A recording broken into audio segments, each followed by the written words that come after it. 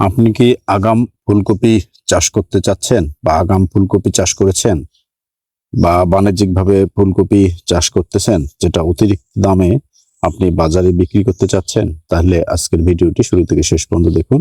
হয়তো অনেক অজানা তথ্য আপনার জ্ঞান ভান্ডারকে সমৃদ্ধি লাভ করতে পারে। আসসালামু আলাইকুম। জে&এ অ্যাগ্রো পক্ষ থেকে আপনাদের সকলকে জানাচ্ছি আন্তরিক অভিনন্দন এবং শুভেচ্ছা।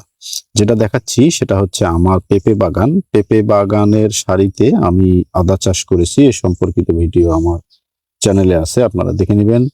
এবং তার সাইটে মাঝখান দিয়ে আবার টমেটো দেয়া আছে, সেটারও ভিডিও দেয়া আছে, আপনারা দেখে নেবেন। আজকে যেটা দেখাবো সেটা হচ্ছে আমি আবার এই যে পেঁপে গাছের যে হলো সারিটা আছে, এই সারির মাঝখানে এখানে আদা দেয়া আছে এবং তার সাইডে যে মালচিং দেয়া আছে, এই মালচিং এর মধ্যে আবার আমি লাগিয়ে দিয়েছি আগাম ফুলকপি। তো এই আগাম ফুলকপি আমি এখানে শুধুমাত্র পরীক্ষামূলক এবারে চাষ করতে চাচ্ছি বা চাষ করেছি। তার কারণটা হচ্ছে এইটা দেখার জন্য যে একই সাথে এগুলো হবে কি না, জাস্ট এটা পরীক্ষা করার জন্য আমার দেখা, অথবা আমার এটা শুধুমাত্র পারিবারিক চাহিদা পূরণ করার জন্যই এটা চাষ করা। আর এখান থেকে যদি উদ্ভিদ কিছু হয়ে যায় বা অতিরিক্ত কিছু হয়ে যায়, তা সেটা আমি বাজারে বিক্রি করে হয়তো আর্থিকভাবে লাভবান হতে পারবো। জাস্ট এটা দেখার জন্য এবং এটা যে আসলে জমির সঠিক ব্যবহার বা জমিটাকে সঠিকভাবে ব্যবহার করার জন্য বা জমির সর্বোচ্চ ব্যবহার করার জন্য এই কাজটা করেছি।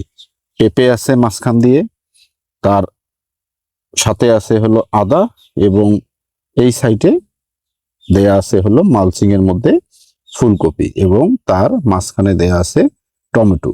তা আগাম ফুলকপি চাষ অত্যন্ত লাভজনক একটা হলো বিষয়, অর্থাৎ আগাম যদি আপনি করতে পারেন, এই আগাম ফুলকপিটা করলে আপনার হলো এখান থেকে লাভের সম্ভাবনা অনেক বেশি। আমরা সচরাচর শীতকালেই হলো ফুলকপি খেয়ে থাকি বা ফুলকপি বাজারে অতিরিক্ত পাই, কিন্তু আপনার শীত আসার আগে, অর্থাৎ যদি আমরা অগ্রিম করি, অর্থাৎ শীত আসার 1-2 মাস আগে যদি আমরা এটা করতে পারি, তাহলে সেখান থেকে অতিরিক্ত আমাদের লাভ পাওয়া সম্ভব হবে। আমি এখানে মোটামুটি 600 পিস হলো ফুলকপির চারা লাগিয়ে দিয়েছি অন টেস্ট, শুধুমাত্র দেখার জন্য। এখন এখান থেকে হবে কি হবে না সেটা এখনো বলতে পারতেছি না। এটার ডিটেলস তথ্য বা সবকিছু তো আপনাদের মাঝে আমি হলো সময় মতো সবকিছু শেয়ার করব এবং দেখানোর চেষ্টাও করব সরাসরি। আপনারা সরাসরি দেখতেছেন যে হলো এই একটা থেকে আর একটা গাছের দূরত্ব মোটামুটি আমি দিয়েছি প্রায় 24 ইঞ্চি, অর্থাৎ হলো 2 ফিটের মতো করে দেয়া আছে। এই গাছগুলো গতকালকে এখানে লাগানো হয়েছে, দেখতেছেন সারি করে গাছগুলো লাগানো আছে এবং গাছগুলো ভালো আছে।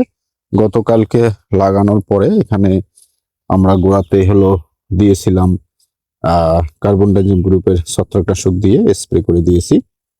আমি সবসময় এই কাজটা করি, চারা লাগানোর পরেই আমি হলো কার্বন ডাইজিম গ্রুপের যে ছত্রাকনাশক আছে, এই ছত্রাকনাশক দিয়ে এটাকে স্প্রে করে দিই, গাছের গোড়াটা ভিজিয়ে স্প্রে করে দিই। আপনারাও ওটা দেওয়ার চেষ্টা করবেন, কারণ এইটা যদি আপনারা দেন তাহলে চারার যে হলো জীবাণু, এগুলো আপনার জমিতে আসবে না এবং চারাটা সুস্থ সবলভাবে বেড়ে উঠতে পারবে।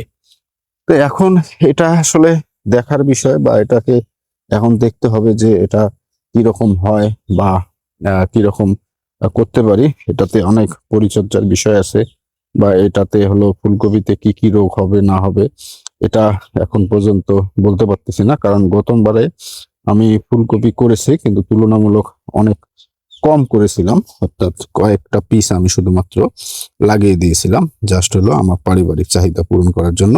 তো এবারে একটু হলো ব্যাপক আকারে করেছি, যে এটা থেকে হলো কিছুটা হলো শিক্ষা নেওয়ার জন্য যে এটা কেমন হবে, এটা নিয়ে পরবর্তীতে হলো এটা নিয়ে ব্যাপকভাবে কাজ করার আমার চিন্তা ভাবনা আছে। তো এইটা থেকে যদি ভালো কোনো রেজাল্ট আসে, তাহলে সেক্ষেত্রে আপনাদেরকে আমি পরবর্তীতে পরামর্শ দিতে পারবো বা বলতে পারবো যে আপনারাও এভাবে করতে পারেন, তাহলে আপনাদের জমির সর্বোচ্চ ব্যবহার নিশ্চিত হবে। তো আজকের ভিডিওটি যদি ভালো লেগে থাকে তাহলে লাইক, কমেন্ট এবং শেয়ার করে সকলকে দেখার সুযোগ করে দিবেন। আজকে এ পর্যন্তই, দেখা হবে অন্য কোনো ভিডিওতে। সে পর্যন্ত ভালো থাকবেন। আসসালামু আলাইকুম।